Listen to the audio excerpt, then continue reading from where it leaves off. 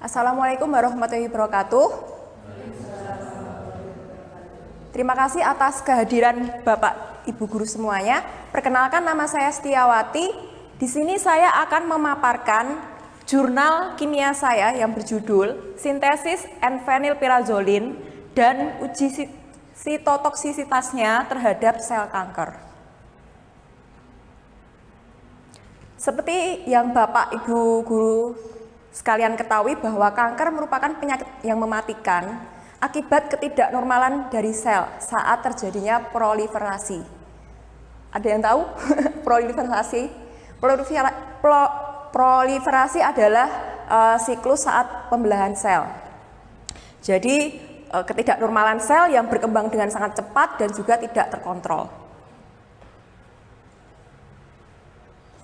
Nah, pengembangan senyawa obat baru di Indonesia saat ini terjadi penghambatan-penghambatan ya, seperti resistansi dari obat itu sendiri, kemudian selektivitasnya yang rendah, dan juga terjadi efek samping pada pasien.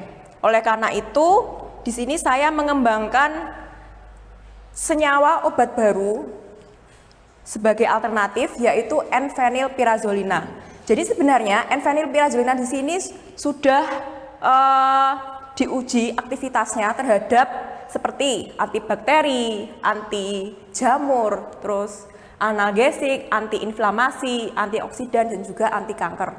Tapi penelitian saya di sini hanya fokus pada anti kanker. Jadi sebenarnya N-fenilpirazolina sebelum-sebelumnya sudah disintesis. Contohnya, Wejisu pada tahun 2017 dia mensintesis turunan N-fenilpirazolin. Nah, di sini terlihat bahwa IC50 yang dihasilkan yaitu sebesar 28,47 mikromolar. Artinya, N-fenilpirazolina tersebut dia dapat aktif untuk melawan sel kanker. Kemudian ada juga penelitian yang dilakukan oleh Binyang, di mana N-fenilpirazolin tersebut mengandung gugus OCH3, yaitu metoksi, yang juga dapat menghambat anti kanker, sel kanker maksud saya. Nah, berikut adalah skema dari penelitian saya. Jadi targetnya adalah di sini ya Bapak Ibu, senyawa 2A sampai H. Jadi ada 8 senyawa yang saya sintesis. Tapi sebelum kita mendapatkan senyawa target seperti ini, tentunya ada bahan bakunya. Bahan bakunya yaitu turunan benzaldehid dan juga turunan asetevenon. Kemudian akan terbentuk terlebih dahulu senyawa 1 sampai H. Jadi ini adalah senyawa kalkon. Kemudian senyawa kalkon mengalami reaksi sikloadisi menjadi senyawa turunan pirazolin seperti berikut ini. Nah, di sini adalah prosedur penelitiannya ya Bapak Ibu. Yang pertama kali kita lakukan adalah turunan benzaldehida. Kita larutkan dalam pelarut etanol, kemudian kita tambahkan katalis yaitu natrium hidroksida sebesar 40%, dan kemudian campuran reaksi tersebut disonikasi. Jadi sonikasi ini adalah metode. Kalau sekarang kan kita sedang mengembangkan green chemistry ya. Ada yang tahu Bapak Ibu green chemistry? Jadi dibandingkan dengan cara-cara yang konvensional, cara sonikasi itu dia lebih ramah lingkungan. Reaksinya lebih cepat dan kemudian hasil randemen yang dihasilkan pun lebih banyak. Jadi di sini saya menggunakan metode sonokimia. Kemudian campuran reaksi tersebut setelah beberapa jam akan membentuk endapan. Nah, endapan itu kemudian kita murnikan, kemudian akan didapatkan produk. Nah, produk itu kita cek apakah struktur yang diinginkan itu sudah sesuai atau belum senyawa target. Nah, itu dikarakterisasi oleh FTIR, GCMS, dan juga NMR. Jadi kita pakai 3 alat untuk mengecek apakah struktur senyawa ini sudah sesuai dengan target yang kita inginkan. Nah, itu baru senyawa yang pertama, yaitu sintesis kalkon. Kemudian kalkon dibuat menjadi senyawa pirazolina dengan cara kalkon dilarutkan dalam pelarut etanol, kemudian ditambahkan reaksi fenilhidrazin, dan juga katalis berupa asam asetat glasial. Kemudian campuran tersebut disonikasi dan selama beberapa jam akan terbentuk endapan. Endapan tersebut dimasukkan ke dalam bongkahan es. Nanti akan dihasilkan endapan. Nah, endapan tersebut perlu dimurnikan untuk menghilangkan pengotor-pengotor yang ada dengan cara dicuci dengan etanol dingin. Nah, hasilnya itu nanti dianalisis kembali dengan FTIR, GCMS, dan juga HNMR. Itu adalah sintesis senyawanya sendiri. Kalau yang ini adalah uji sitotoksisitasnya terhadap beberapa sel kanker dengan metode MTT. Ini adalah penumbuhan sel kanker. Sel kanker kemudian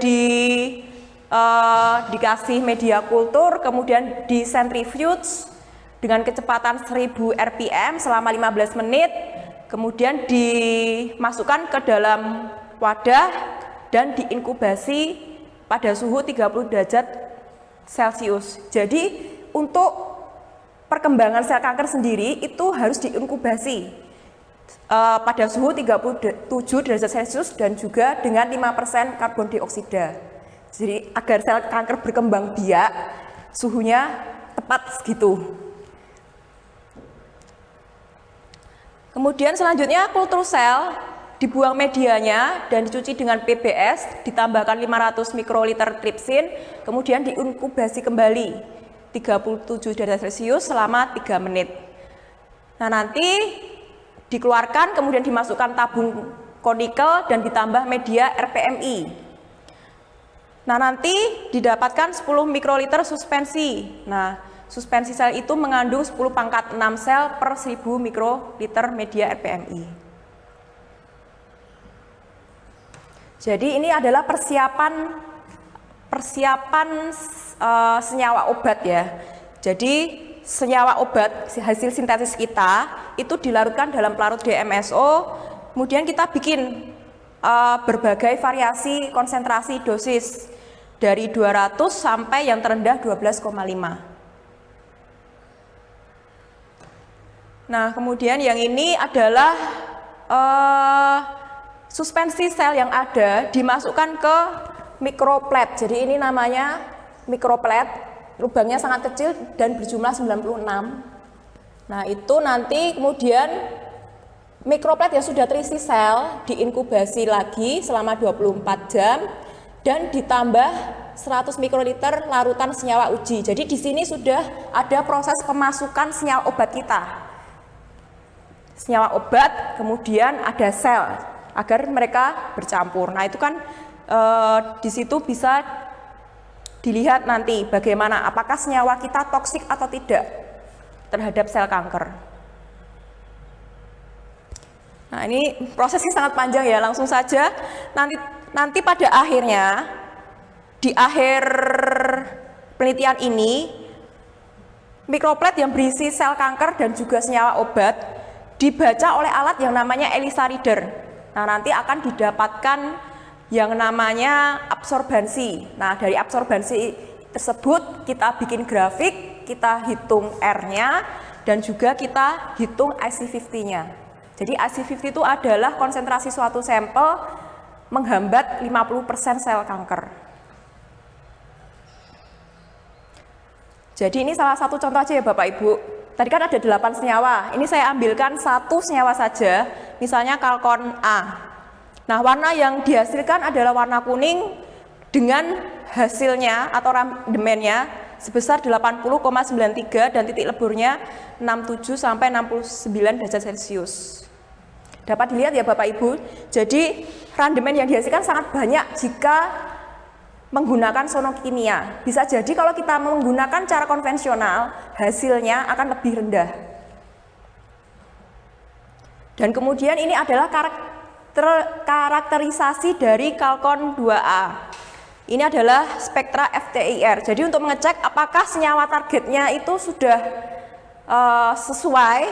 Nah, ini dengan cara spektra FTIR ini bisa dilihat bahwa ada ikatan rangkap 2, kemudian ada gugus karbonil. Nah, ini ternyata sudah muncul di spektra FTIR.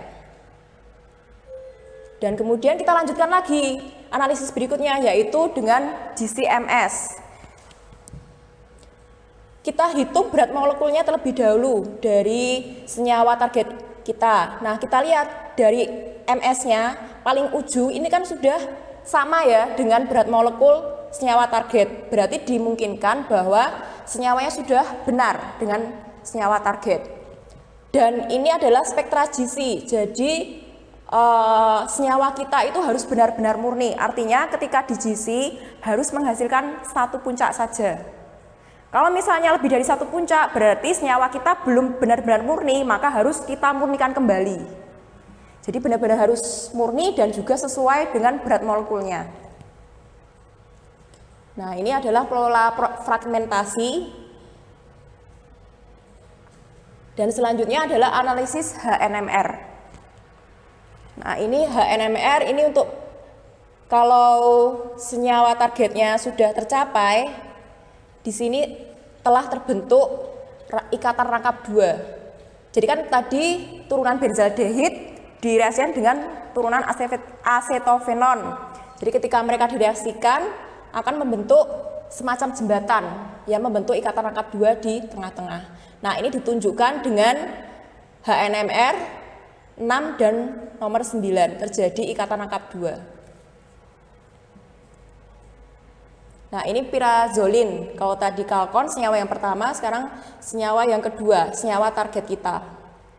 Sama dengan FTIR untuk melihat terjadi ikatan antara karbon dengan nitrogen.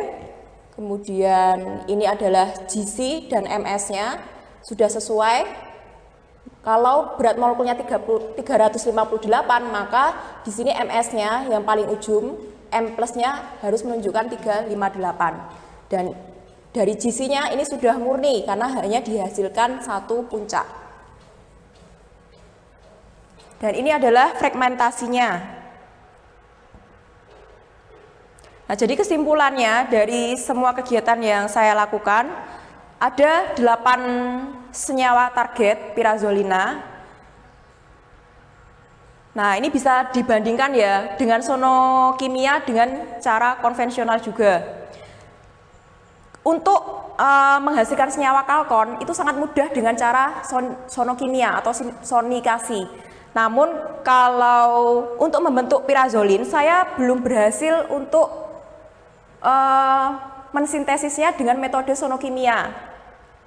Bisa dilihat yang 2A itu saya sama sekali gagal belum menghasilkan pirazolina sama sekali. Kemudian untuk 2B dan 2C, jika menghasilkan sonokimia justru hasilnya lebih rendah. Maka saya putuskan untuk yang lain-lainnya, baiklah saya untuk mensintesis pirazolina hanya dengan metode konvensional. Sedangkan kalkon dengan metode sonokimia. Nah, hasil sintesis tadi kemudian diuji sitotoksisitasnya terhadap beberapa sel kanker.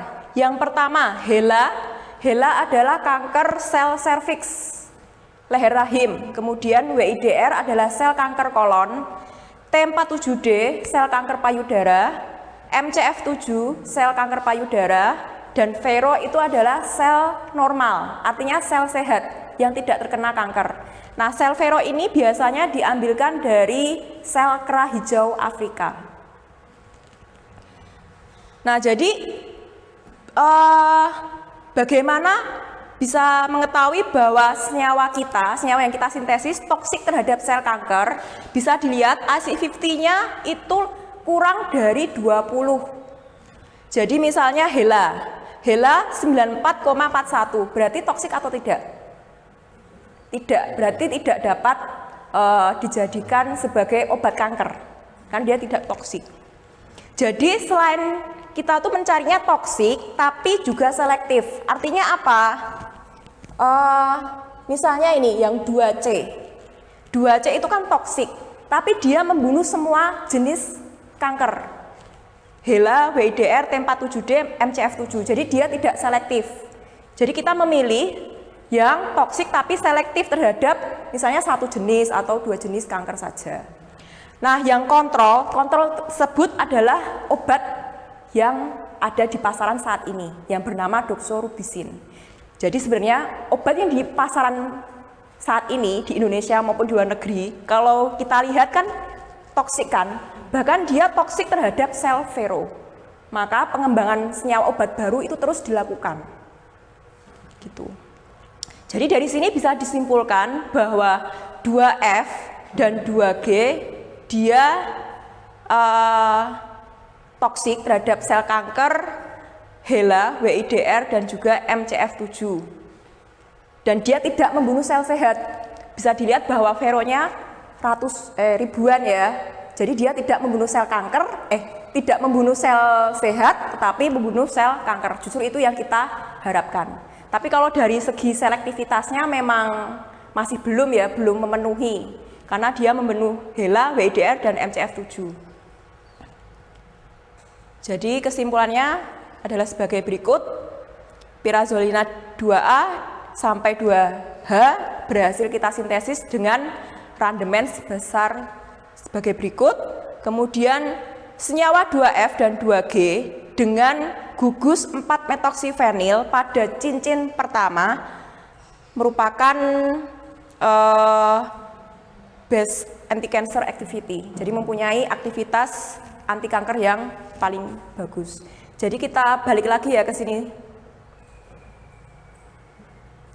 Jadi turunan pirazolina, tapi saya hanya mengubah gugus-gugusnya itu loh, yang bercabang. Jadi 2F dan 2G pada ring 1 itu kan dia 4 metoksi ya, 4 OCH3. Jadi itu adalah yang terbaik sebagai obat anti kanker di antara gugus-gugus yang lainnya. Seperti dibandingkan dengan H saja atau dengan yang menggunakan OH. Tuh. Oke, baik. Terima kasih presentasi dari saya. Jika ada pertanyaan. Terima kasih atas kesempatan yang diberikan kepada saya. Pertanyaan pertama dari saya adalah, sekali lagi sebagaimana orang awam, apa sih bedanya antara sintesis senyawa yang dilakukan oleh Bu Tia dengan vaksin? Itu satu. Lalu yang kedua, aku merupakan juga pertanyaan, apa pula beda antara sintesis senyawa yang diteliti oleh Bu Tia dengan obat pada umumnya? Itu yang pertama. Lalu yang kedua, kalau kita mengenal, terutama orang-orang kimia itu taunya adalah reaksi-reaksi senyawa organik, ada alkilasi, ada sulfonisasi. Kali ini kok ada istilah baru yaitu soni kimia atau soni toksi apa-apa. Nah, monggo itu kami diterangkan biar lebih mengenal dengan istilah yang baru. Yang ketiga, pertanyaan kami adalah mengapa akhirnya turunan senyawa tadi disebutkan yaitu F dan G? Apakah ada jenis kanker lainnya yang menjadi tolok ukur sehingga lebih efektif menggunakan senyawa tersebut? Lalu yang terakhir, apa sih bedanya kanker jenis satu dengan yang lain, yaitu kanker HeLa yang tadi servis, kemudian kanker paru-paru, kanker, padahal kita orang awam kan mengetahuinya itu adalah semuanya kanker. Saya kira itu. Terima kasih. Terima kasih atas pertanyaan dari Bapak Toko. Di sini saya akan menjelaskan perbedaan sintesis yang saya lakukan dengan vaksin COVID yang beda saat ini. Saya tidak tahu menahu lebih jelasnya bagaimana, karena di sini penelitian saya berfokus pada sel kanker, sedangkan vaksin sendiri ini kan dia kaitannya dengan virus. Saya tidak mengetahui bagaimana cara kerja dari virus, tapi mungkin ada persamaan di antara keduanya, yaitu yang namanya pengembangan senyawa obat selalu akan melewati beberapa tahap, yaitu uji in vitro, yaitu uji pada sel terlebih dahulu. Kemudian berikutnya adalah uji in vivo, yaitu langsung dimasukkan ke dalam tubuh, tapi tubuh mamalia. Biasanya dipakai sebagai percobaan, bisa kelinci, bisa tikus, tergantung dari apa senyawa targetnya kita. Kemudian yang ketiga biasanya ada praklinik 1, 2, dan 3. Jadi prosesnya sangat panjang ya Bapak Ibu untuk membuat suatu obat, tidak sesimpel itu. Jadi mohon maaf saya tidak mengetahui ya Bapak perbedaan antara vaksin dan juga sel kanker. Seperti yang sudah saya jelaskan tadi bahwa kontrol positif, jadi biasanya obat yang dipasang saat ini itu ada doxorubicin, cisplatin, kemudian ada 4-fluorouracil dan masih banyak lagi. Nah ternyata ketiganya tersebut baik pada sel kanker maupun sel normal dia akan membunuh keduanya. Nah ini kan tentu sangat tidak kita harapkan ya membunuh sel normal. Maka dari itu dari hasil studi saya terutama 2F dan 2G dia dapat berpotensi sebagai senyawa obat baru, sebagai usulan. Kenapa? Karena dia membunuh sel kanker tetapi tidak membunuh sel normal. Itu kan yang kita harapkan. Jadi untuk menghindari efek samping yang terlalu berlebihan. Jadi kalau misalnya aktilasi, hidrogenasi itu kan jenis reaksi Bapak. Jadi yang sonokimia itu bukan jenis reaksi tetapi metode yang kita lakukan. Ada cara konvensional, maksud saya di sini konvensional itu ada dengan cara reflux. Reflux itu kan biasanya membutuhkan listrik, jadi dia membutuhkan energi yang tinggi, jadi tidak efisien menurut saya. Kemudian membutuhkan waktu yang sangat lama. Nah, kelemahannya dari itu bisa diganti dengan metode yang lainnya yaitu dengan sonokimia. Sonokimia itu proses reaksi tetapi dengan getaran ultrasonik. Jadi dengan getaran ultrasonik tersebut reaksi berlangsung lebih cepat dan juga menghasilkan rendemen yang lebih banyak. Jadi kalau saat ini orang-orang sangat berlomba-lomba untuk menciptakan metode yang green chemistry. Jadi lebih cepat, lebih efisien, dan tidak membutuhkan energi yang tinggi.